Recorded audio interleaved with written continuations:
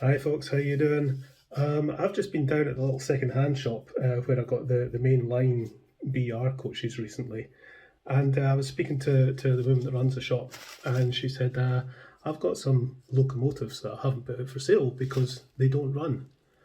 I said, well, let me have a look at them. And this was, immediately I just grabbed this one because this is one that I wanted for a while. And it's the Hornby R150. LNER 460 locomotive. This is the older one. It's not the nice one with the wire handrail and everything else, but still a nice locomotive. And as I say, I wanted this for a wee while. The bodywork's not in the best condition. I'm seeing a crack in the window frame there. It's a bit dirty. It's a bit scuffed here. Tender seems okay. And one of the footsteps there is broken, and I think when I bend that into position, that's just going to snap off, I think. So if I can get this to go, I'll be dead chuffed. Looks like there's something missing. Just in there's a little hole, so I'll need to go and look online to see what was there. Right, okay, let's go and see if this works at all. So, power on, what happens? Oh, it makes a noise. It makes horrible noise. I'm pretty sure I can get that going. Let's go and take it to bits. Okay. Let's unscrew things. I'm pretty sure this will be an XO3 motor. Yep, it is. All looking not too bad. I think this just needs a cleaning and oil, so I'm just going to take the brushes out first of all. Take that off. So yeah, brush is pretty dirty, and commutator, where's me gobbly specs so I can get a good look at it. Commutator is pretty manky and looks a bit scratched as well. Lift this motor off. So the chassis is pretty manky, so that's going to get a good cleaning and oil. So first thing to check with the motor is what play is there. So a little bit of back and forth movement is fine. What I don't want is any movement up and down, and there is a little bit on the front bearing, and the back bearing seems okay. So that's pretty good news. What's the magnet like? Useless, so we're getting rid of that. I find the XO4 and the XO3 motors take the direct replacement neodymium really well, so we'll get one of those. But yeah, let's get this out, give it a clean. We won't be putting that back in. Right, we prise this apart, which is sometimes easier said than done. So I need to get this bearing plate out. Oh geez, wow, let's see. There we go. Where there's a will, there's a way. Alright, that gets the rear bearing out. Let's keep all these bits safe. And we need to pull this worm gear off to get this right out, which I would like to do.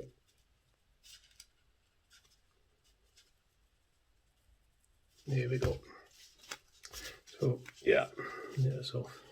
So I'm cleaning the commutator with a fiberglass pencil. I know I'm getting comments that you shouldn't do this, but I have tried cleaning them with meths and IPA, and yeah, you do get dirt off, but I think when you've got an old commutator like this that's pretty scored and seen a lot of use, you really need something that's a little bit more abrasive just to really get the dirt out. And this is cleaning up really nicely. I think as long as you don't go in circular motions and just do it in one direction, in the direction of rotation of the thing, I don't think you'll do an awful lot of damage to it. And as I say, my father used to use sandpaper and a matchbox and all sorts of things to clean them, and it never seemed to stop them working. There's a fair old bit of corrosion on this plate. And a fiberglass pencil is excellent for getting rid of that, that's for sure. We'll get that out, and we'll get the brush in there just to clean out the crap. Right, now I want to just check that this bearing is tight. The clip that holds the front bearing in place can sometimes, you know, get a wee bit loose, which means it can get a little bit of movement in that front bearing sometimes, because it's kind of just held in place. It's not fixed, it just sort of, you know, the bearing just clips into the front plate and then is held in place with this black clip. And if that black metal clip is a bit loose, it can cause the bearing to move, or, you know, vibrate a little bit. But I think that front bearing is a little bit worn. So I think any noise, I think the bulk of the noise is probably going to come from the front bearing. So, yeah, see, and there's the front bearing out. Oh, that means I can give all that a good clean. Right, so to tighten up that bearing, all we really need to do is put a little bit of a bend on it. And I say just a little bit. It'll probably bend back again anyway. Keep that in place a bit tighter.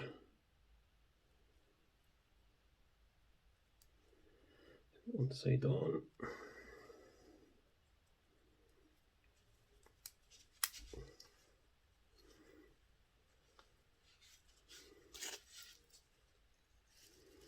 To make sure that bearing is reasonably straight. Right, okay. It's a little bit tighter than it was anyway. Alright, let's have a look at the brushes. I'm going to have to order some replacement brushes, but these will do just now. There's still enough on them. Okay, so leave that just now and let's have a look at the chassis. Oh dearie me. Yeah, crumbs. Part of me thinks I really should take the wheels off, you know, and do the full number on this thing and get it completely clean. Let's take this plate off the bottom and see what we've got underneath. I really don't want to take the wheels off because when you do, it's just all too likely that afterwards at least one of the wheels is going to be a wee bit loose and you end up with a bit wobble one, because, you know, they're just held, the wheels are just pushed on with splines, if you like, and they get loose. You know, by the time you pull the wheel off and then push it back on again, it's you're getting into a lot of trouble. So I'm not going to remove the wheels, even though I probably really should. Okay. Well, what we're going to do is just go at this with a pipe cleaner. Pipe cleaners are wonderful things.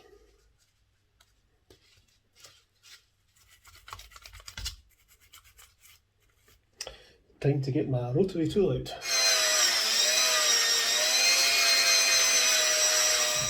Right, so feels cleaned, and we'll give everything a damn good oil. Let's give the inside of the wheels a clean,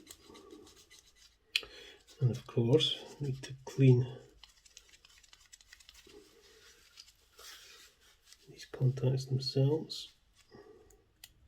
There we go, that's how it should be. Right, let's screw that down. Pipe cleaner again, and I'm just going to brush out the bearing. And then we'll pack it full of grease, like so. And same with the front bearing. And then we can start to put this back together.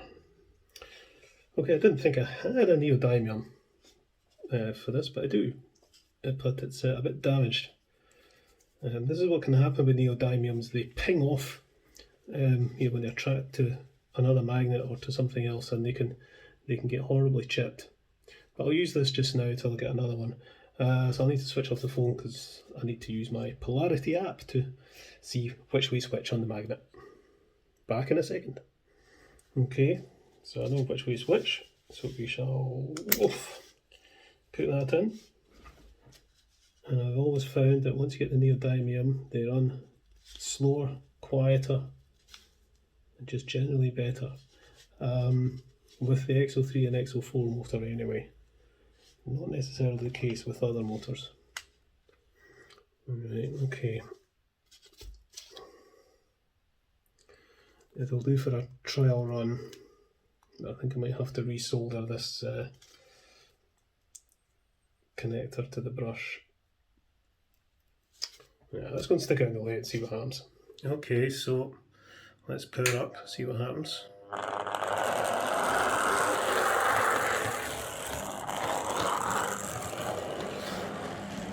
A wee bit juddery.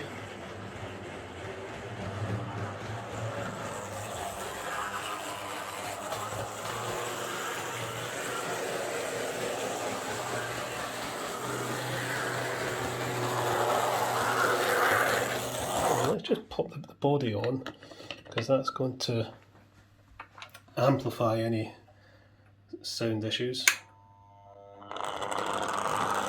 That's not too bad actually. So I think with a little bit of fiddling with this I can get it running quieter. I'll try bending the front plate and moving the worm back and forward a bit, and just see what we can do to try and make it run quieter. But it's actually not that bad. It's a bit grindy. It's not as quiet as my other locomotives. So let's get this the body cleaned up and get the little cracks in that glued, and we'll put it all together and we'll get it on with the LNER coaches. Okay, I'm going to take this tender apart. There's something rattling about inside. It's probably just the weight is loose. And oh dear, that's not the original screw. No problems. Oh dear, oh dear.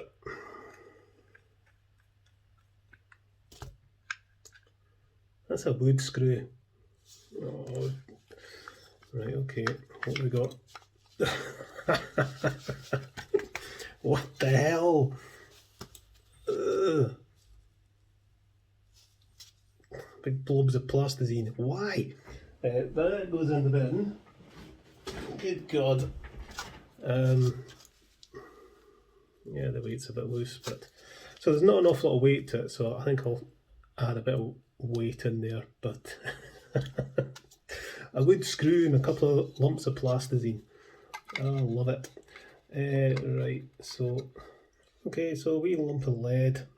I'm just going to tape it. Bit of sponge in there, and that'll just help to hold the lead in place so it doesn't rattle about.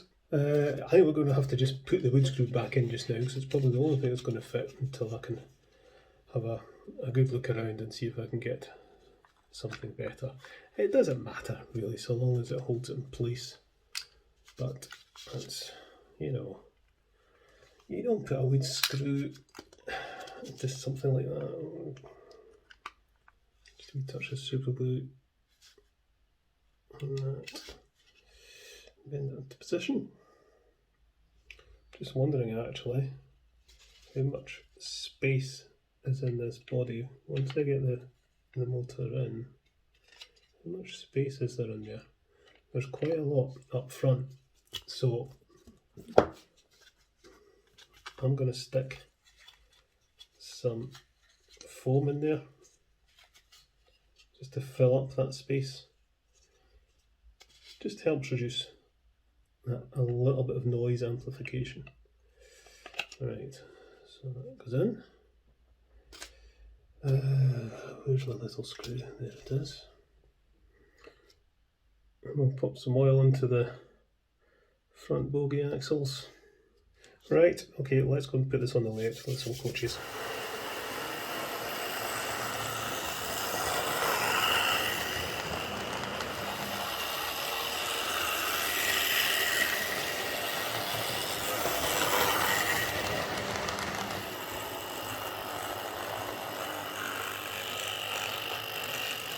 So there we go. It's a Hornby R150 running again. It does need a bit of work yet. I need to paint the wheels. The motor is still very noisy. I'm pretty sure if I fiddle about with it I can get that quieter. But other than that, another addition to the collection. Right, see you later folks.